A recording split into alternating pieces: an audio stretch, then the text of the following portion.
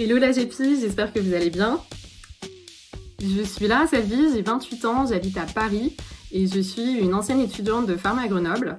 J'ai passé mon concours en 2012, ça fait un moment, et ma thèse en 2018 et je suis actuellement responsable accès au marché chez Pfizer.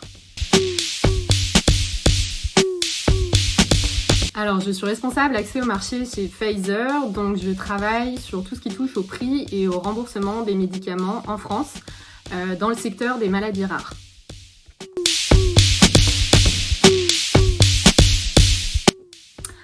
Alors, mon parcours pro, après mes études de pharma, j'ai fait un master spécialisé SMIB à l'ESSEC, donc Strategy and Management of International Business, en anglais sur le campus de Cergy. Et puis à la suite de ça, j'ai commencé en stage directement chez Pfizer dans l'équipe Business Analytics and Insights en vaccin, et donc je faisais partie de l'équipe régionale qui s'occupait de l'Europe et de l'Asie développée. Donc une super première expérience, j'ai beaucoup appris, je travaillais avec beaucoup de pays. Ça a duré 6 mois, puis je suis restée en CDD dans l'équipe quelques mois, et puis je suis passée en CDI toujours dans la même équipe. Donc j'y suis restée à peu près 2 ans. Et puis après, j'ai eu l'opportunité de postuler en interne sur un autre poste en filiale dans l'accès au marché. Et donc voilà, j'ai saisi l'opportunité parce que c'est quelque chose qui me plaisait, que j'avais envie d'essayer, et c'était l'occasion. Au niveau de mes missions, je dirais qu'il y a plusieurs versants. Le premier versant, c'est tout ce qui touche au remboursement, qu'on appelle aussi transparence. Donc c'est tout ce qui va concerner la préparation et la rédaction des dossiers de transparence qui sont nécessaires pour faire des demandes de remboursement en France, qu'on adresse donc à la HAS. Ce sont en général de gros dossiers qui nécessitent plusieurs mois de travail avec beaucoup d'autres équipes au sein de l'entreprise. Pour donc demander l'inscription au remboursement, et alors jusqu'à il y a quelques années, on travaillait aussi sur des demandes de réévaluation qui ne sont aujourd'hui plus obligatoires. J'ai aussi tout un autre pan qui touche au pricing, donc généralement c'est une étape qui vient après le remboursement, une fois qu'on a obtenu la prise en charge de nos produits.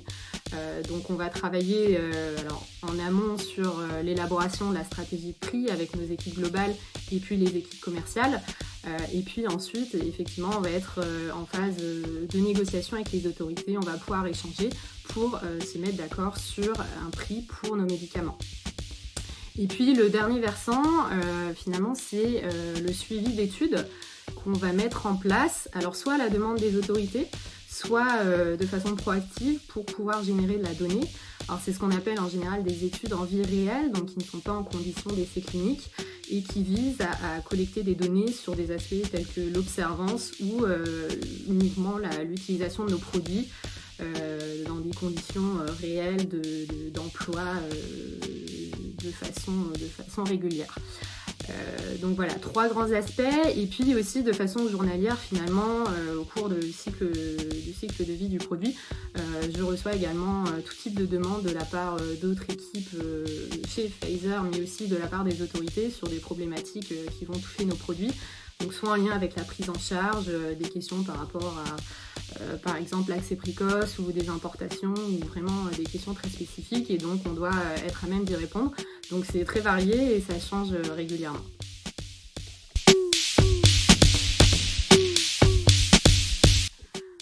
Pour ce qui est des compétences requises pour mon métier et pour l'accès au marché en général, je dirais qu'il faut une grande rigueur et une organisation de façon générale, parce qu'on travaille avec des autorités. Donc on ne peut pas dire ou écrire n'importe quoi, c'est important de vérifier les propos qu'on va échanger et de s'assurer que ce qu'on dit est correct. Il faut être aussi assez flexible finalement, puisque la réglementation évolue, et il faut être au courant de cette réglementation et de ce qu'elle implique au niveau de l'accès au marché. Et puis il faut aussi une certaine dose d'appétence pour les chiffres, de vision stratégique, de créativité, savoir convaincre quand on est en négociation avec les autorités, savoir mettre en avant son produit, convaincre. Alors ça ne veut pas dire vendre à tort, mais savoir mettre en avant certains arguments, avoir les bonnes données sur son produit, les bons chiffres, savoir les synthétiser, les présenter pour finaliser le processus.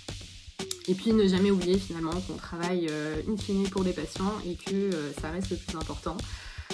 Et que même si on touche à ce qui est remboursement et prix, l'objectif c'est vraiment de mettre à disposition les médicaments pour les patients. Alors mon meilleur souvenir de Grenoble, je dirais la GEPI. La création de la GEPI avec l'équipe fondatrice, donc en 2015. Beaucoup d'idées, beaucoup de galères aussi, mais voilà, beaucoup de dynamisme, de volonté dans tous les sens, une très belle expérience avec une super équipe. De façon générale, je vous encourage à faire de l'associatif, de prendre part à des activités qui vous plaisent parce que c'est des choses qui vous serviront toujours dans la vie, que vous pourrez toujours valoriser et puis vous serez fiers de vous. Et quand on voit aujourd'hui tout ce que la GEPI fait, on est super fiers, on est hyper contents d'avoir initié ça et encore bravo pour tout ce que vous faites.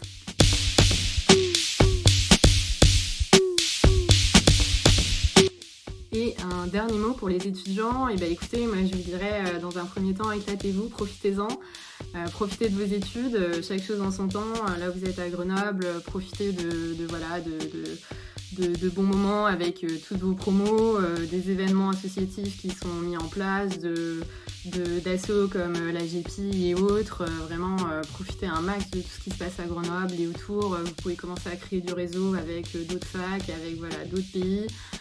Faites-le au maximum et puis n'hésitez pas à nous contacter quand vous avez des questions. Vraiment, on essaie de répondre au maximum parce qu'on est passé par là avant vous. Et puis bon courage, surtout on sait que la dernière année et demie n'a pas été facile. J'espère vraiment de tout cœur que ça va aller mieux, que vous pourrez vraiment profiter de vos études. N'ayez pas peur pour l'avenir. Je pense que vraiment les études de pharma sont des études en indus qui vous ouvrent vraiment énormément de portes.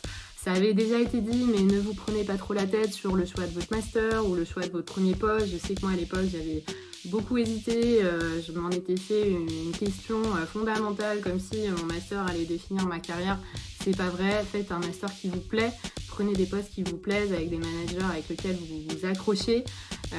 Vous pourrez toujours évoluer dans une entreprise, entre les entreprises, c'est super flexible, super ouvert. Vous êtes pharmacien, c'est un diplôme qui est vraiment polyvalent.